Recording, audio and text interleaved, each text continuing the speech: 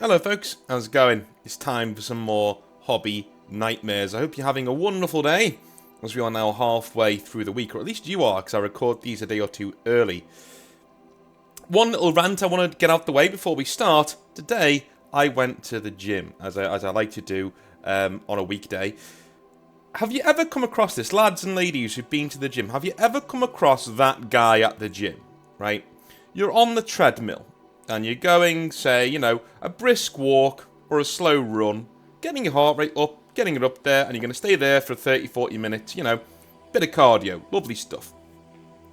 And then, normally it's a short man, but then today it was a short man, but a man, usually a man, stands next to you on the treadmill when everybody else, there's empty treadmills all over the place, and he goes on the one right next to you and starts hammering out this run. Like a really fast run and slamming his feet down, and he's looking at your speed with like a look of derision on his face, like ugh, and he's going like literally, and he looks like a fool, and you're just looking at him like, what are you doing? And you're trying to keep yourself to yourself, you know what I mean, doing what you think. And I was doing that today, and somebody did do that with me, next to me, running like an absolute, mad person. And an old man went on the other side to the other treadmill from him and did like a normal run. And me and this old boy are looking at each other at the corner of our eyes and just shaking our heads at this dude who's got this look on his face as if like he's going faster than us. So somehow he's won some sort of internal competition and he deserves a medal now. That kind of a thing. And anyway, after about 20 minutes, the old boy went and did some weights, and this guy looks over to the old boy's back in the mirror, because there's a mirror in front of us, and just smirks. Like he's won or something. And then at about 40 minutes, I'm done, right? I've done my workout for the day, so I wipe myself down, I get ready to go. And he does the same to me, and I look at this old boy as he's doing weights, and we just have a little giggle as I walk out. I'm like, what an idiot, right? Now, don't do that in the gym. Please don't do that in the gym. It's the worst thing ever, alright? Rant out the way. I may start doing that at the start of Hobby Nightmares videos. There's little things in life that have annoyed me. Right, back in the day, I know how much more mellow I am, because back in the day that would have really got on my nerves. And, but now I just laugh. I'm just like, okay, dude, whatever. Anyway, Matt says... I can shut up now. Matt says... Hi North, it's time for a story I must have blocked from my memory for a while, only to be reminded when looking for a model in a soft case in my shed. Unfortunately, the aforementioned model, a Knight Armiger, was packed into a soft KR case bag I had been given for free, and had a toolbox full on it that was not secured correctly. My own fault. Cue several repairs in my near future.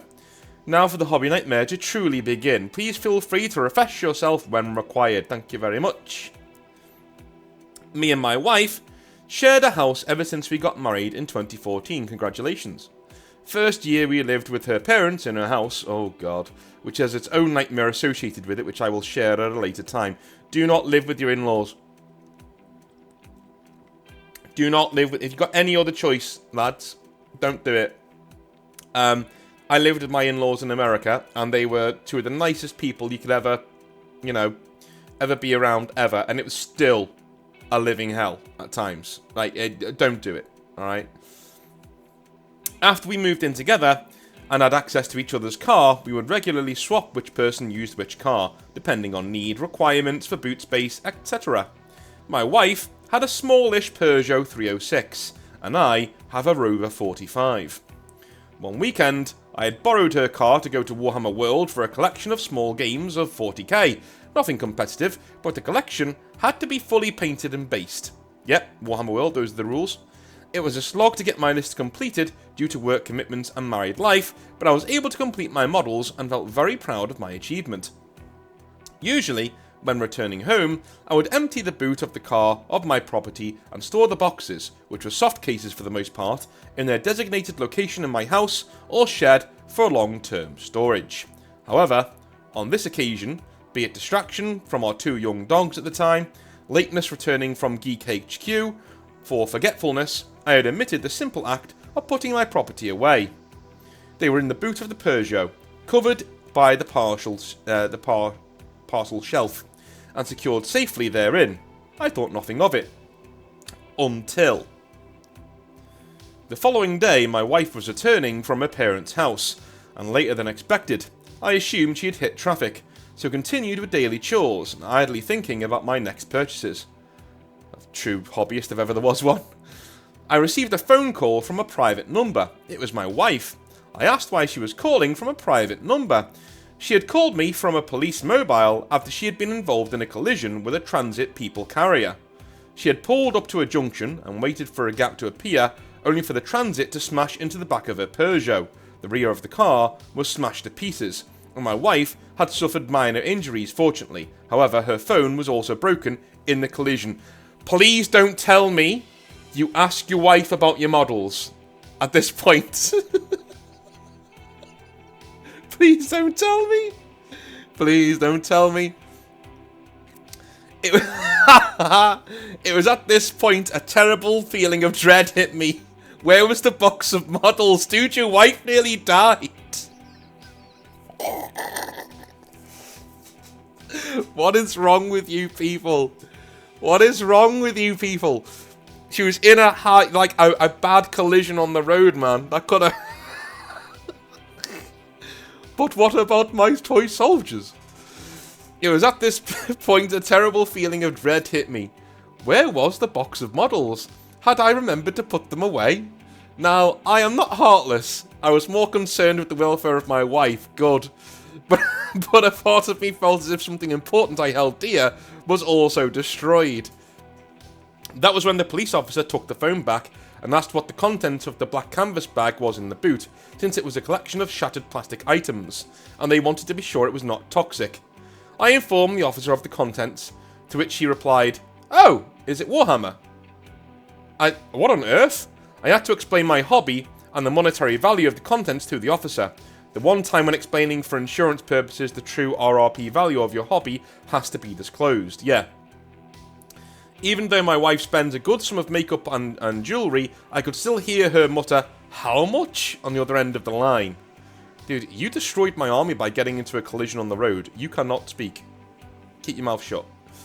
I swear there was a smirk on the police officer's face during our brief conversation, and after having the car retrieved and my now flattened bag of plastic shrapnel collected, I was able to view the true horror. It was a total loss. The most ironic thing, linking to the title of this email, the driver of the transit was a local Catholic priest who took his eye off the road at the junction briefly, probably driving small boys. To add salt to the wounds, he was the replacement priest in our parish after the last one retired, and is still there to this day. He was even present at the baptism of our daughter. I take that back. Yeah, I love the snarky little comments every now and again. The models were thrown away, and that is why all my other models are in hard cases, regardless if the case is bulky or not. Anyhow, I've attached a picture I have taken of a portion of an apocalypse force I've been working on for the charity 40k event in November I am attending in Newcastle. This is less than a fifth of the total collection I am taking, and still on the small side compared to some of the other armies that are attending. I will send a full force picture for your enjoyment in the future. Keep up the content. Regards, Matt. Cheers, dude. Let's have a look at your model, shall we? Cool. Are those, third company with the red shoulder pads? Let me have a look. I need to... Is that third company? Ultramarine... Oh, Ultramarines... Third company. Yeah, they are. Third company. Cool. Who's the captain of the third company? Are they... Is it some cool dude? It's not Sicarius, is it? Who is it? Mikhail Fabian, don't know who that is. It's fine. I know they had a famous captain at some point. No, okay. I thought they had a famous captain at some point. Doesn't matter. Cool stuff, though. I like the army. It's good. And, dude, this is one of those armies where I'm like, dude, get a better camera. Get a better camera. It will just set things off so much better. Better camera for you, sir. Make sure you do it. Anyway, moving on. Our next hobby nightmare is from... Who do we have here? Hey, there's no name on it. Okay, I was going to call him Brendan, because that's what his name is on the email. So, anyway. Hello, Mr. Exile. I'm writing to you about a couple of short stories that have gone on in my hobby store that is within the Chicagoland area. To preface, we do have a great community within our store, but sometimes you always get some interesting old folks that come into the store. Okay. Well, I used to live in the Chicagoland area, so let's see if I recognize what store this is. Okay, so story 1. Third time's the charm. We will start off with a situation that I would like your opinion on, and to see if I should have had a heart-to-heart with this person, or if I should let them learn the hard way. Within our Warhammer group, we have a friend. Let's call him John. I met John, name changed obviously, at our local Games Workshop store, which is the oldest standing Games Workshop store in the US. Okay, alright. While playing a game with another guy in a group, we met John and his girlfriend, Jennifer, name changed, who were new to the game and had asked us for some rules clarifications. This small interaction turned into many great games being played with John and Jennifer, but slowly over time, they turned a bit sour. To begin, Jennifer would play almost every week with us, but never remember any rules to the game and ask for rules clarifications for every small step in the game.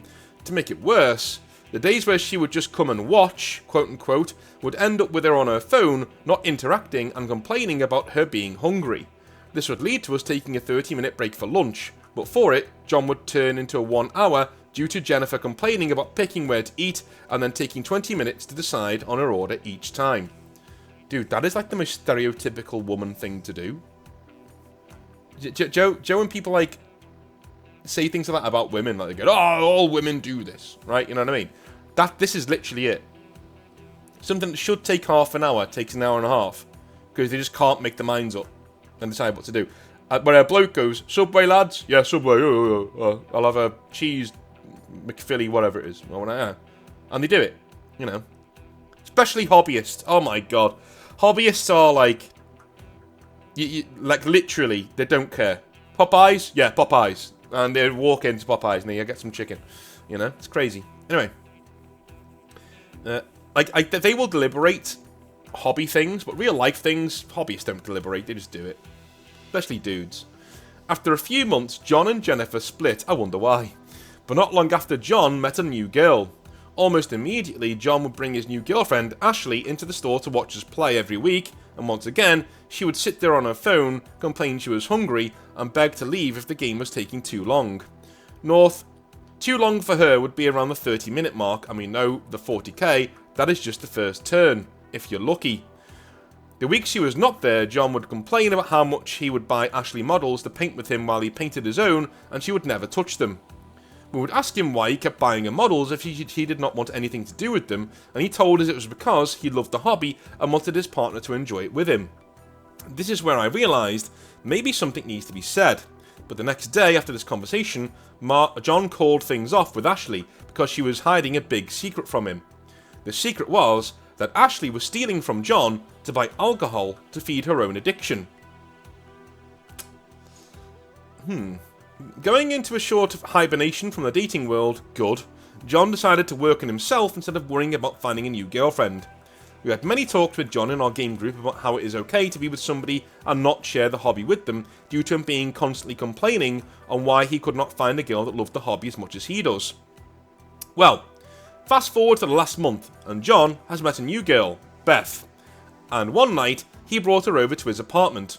North, let me tell you, when I was told of this next part from John, it shocked me. When Beth noticed John's models on his shelf, she turned to him and asked if he knew of the great gods Gork and Mork. John told us that he fell in love with that exact moment those words left her mouth. But here is the issue I now need to ask if I was wrong to set out for when I play games with John.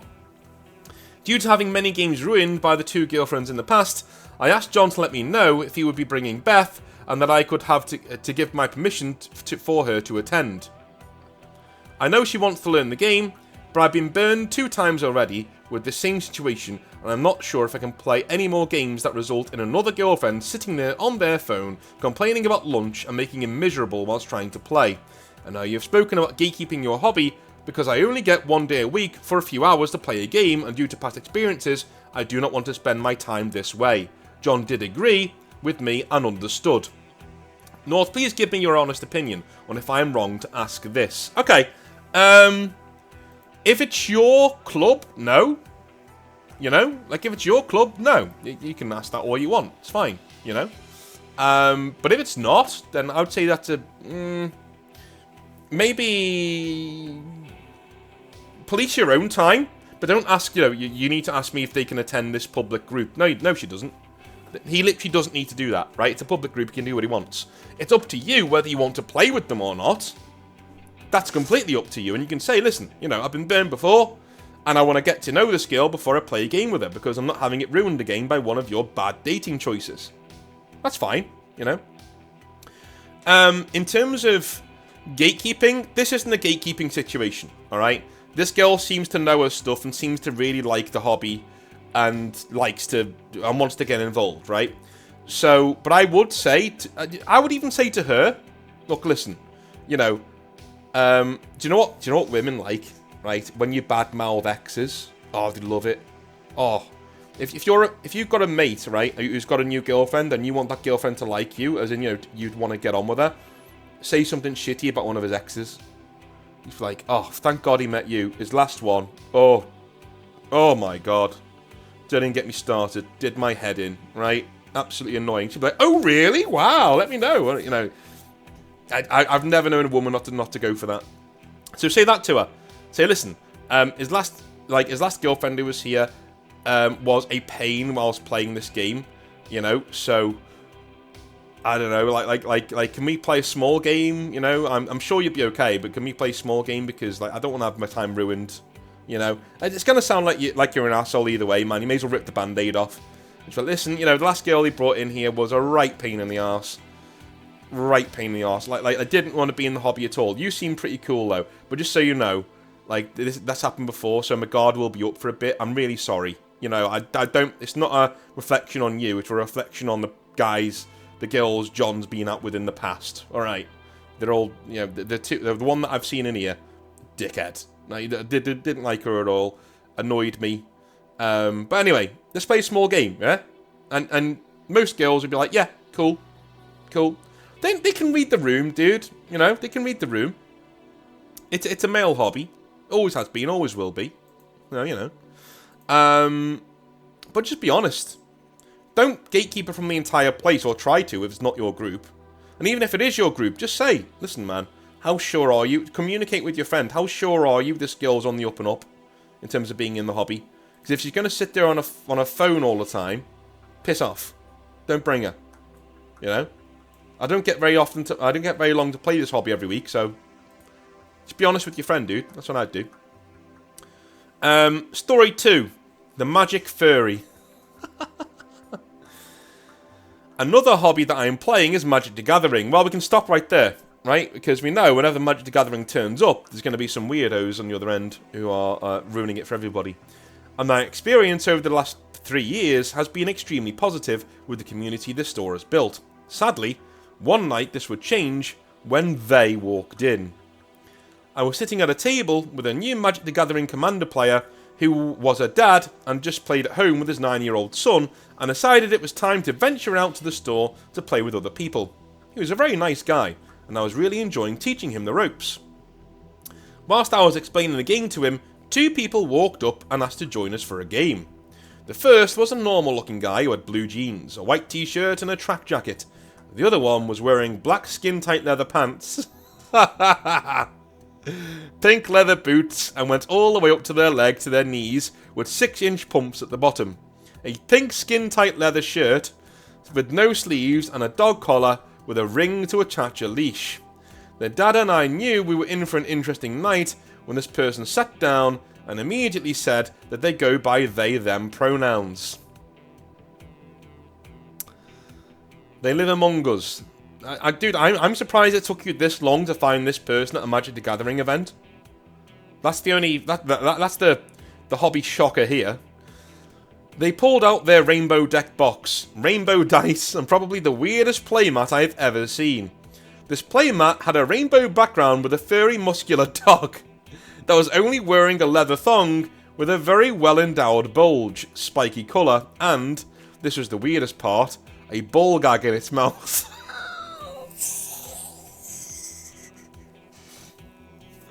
Why are you all like this? I don't understand. You know? Listen. I'm going to say something quite controversial. Alright? Do you know when I said the other week that having mental issues and having an illness isn't an excuse for being a dick to people around you? Okay? Being not straight isn't an excuse to be a fucking degenerate. Just saying. Just saying. Are there straight degenerate people? Yes. But the amount of times this has come up on Hobby Nightmares, and that I've seen with my own two eyes as well. And it's always, oh, I'm non-binary, I'm bi, I'm this and that. And again, here's my issue. Not all degenerates are not all people who aren't straight are degenerates, right? Nowhere near that, right? In fact, the vast majority of the ones I know, in fact, no, do you know what? All the ones I know are normal dudes. Or ladies, right? They're normal. They're just normal people. They're not perverts. They're not perverts. They're not perverts. They're not perverts, right? They're not weirdos. These are dudes who happen to like penises. Just like, that's it.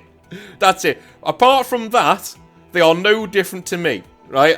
This is just a man who prefers penises to vaginas. That's it. Actually it, right? But what I will say is the vast majority of degenerates out there that I've come across have been non-straight. That's the difference there, right? That's the difference. You know?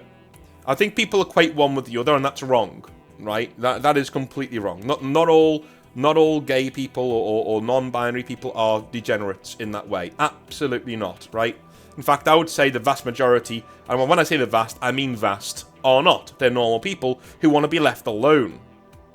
Just leave them alone, right? I'm gay and I like penises. I'm a woman and I like vaginas. Leave them alone.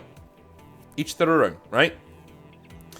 But what I will say is, when these people do crop up, weirdos, degenerates, they tend to be on that side. They tend to. I don't know why. I have no idea why.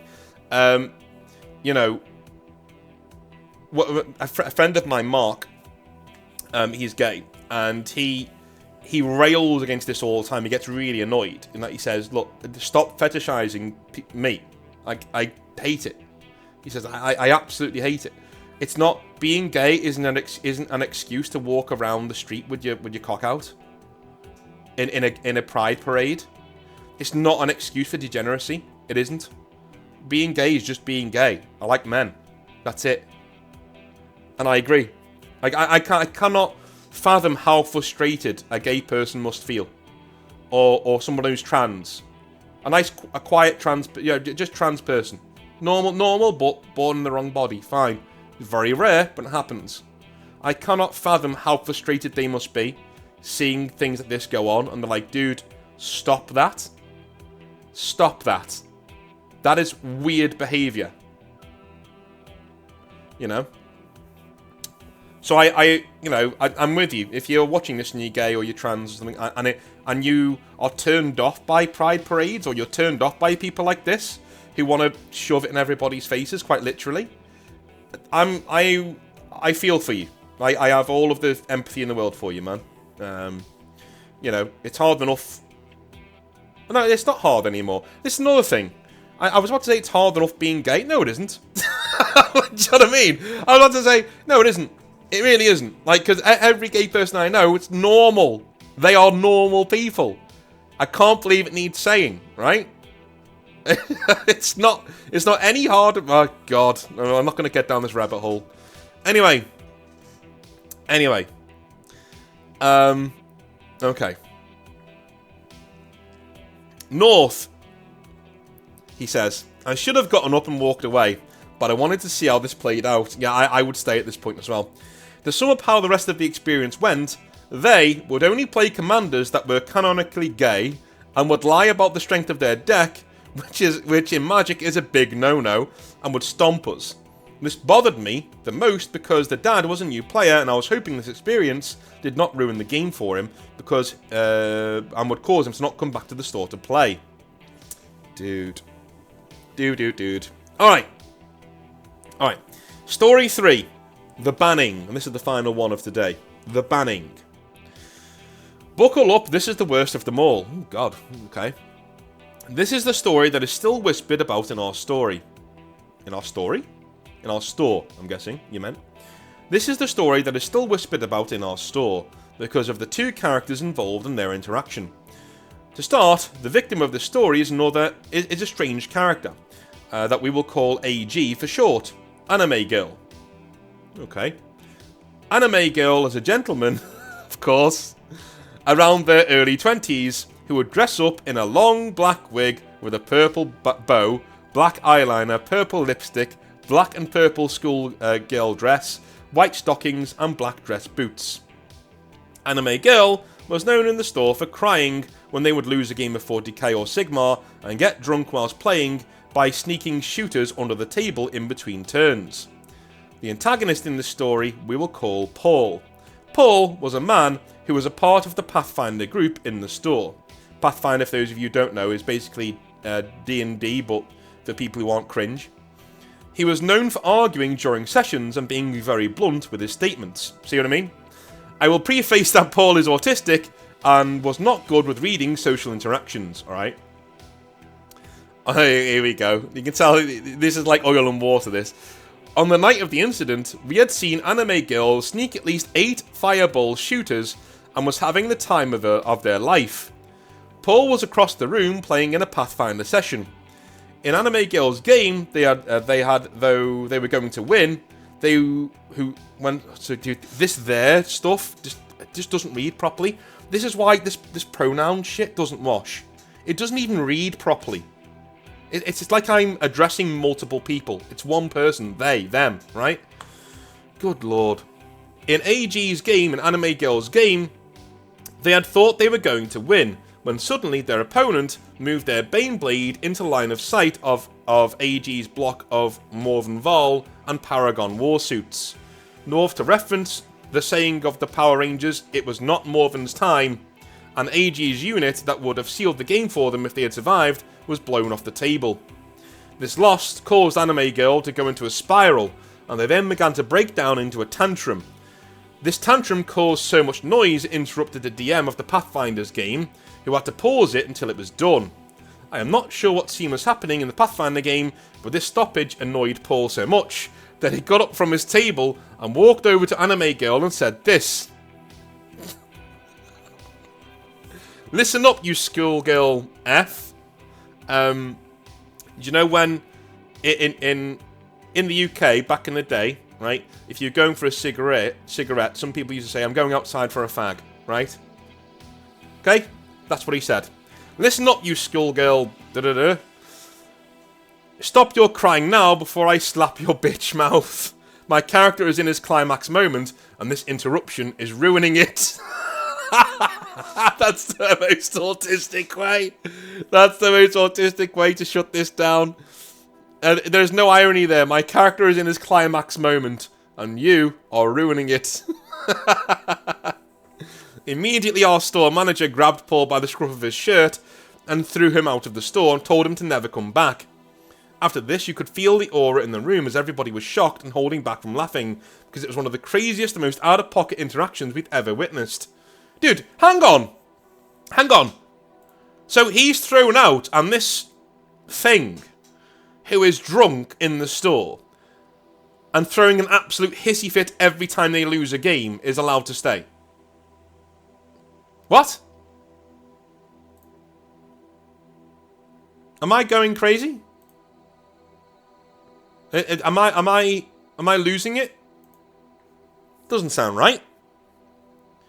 These are a few stories that I've gone through or witnessed during my time at this hobby store. Noah, thank you for taking the time to read these out, and I really enjoy your channel, and it has taught me to enjoy the hobby and not let others affect it. Thank you. Cheers. Alright, no worries, man. Dude, that's really backwards. Why is... Ugh. A bit of a downer to end things on. Anyway. I love you a long time. I will speak to you tomorrow, where we're going to be rebuilding the Iron Warriors tomorrow. That's going to be really, really, really cool. I love those Exalverse rebuild lore videos. And then on Friday, we have our last batch for the week of Hobby Nightmares. Have a wonderful rest of your day, and I'll speak to you soon. Stay safe, alright?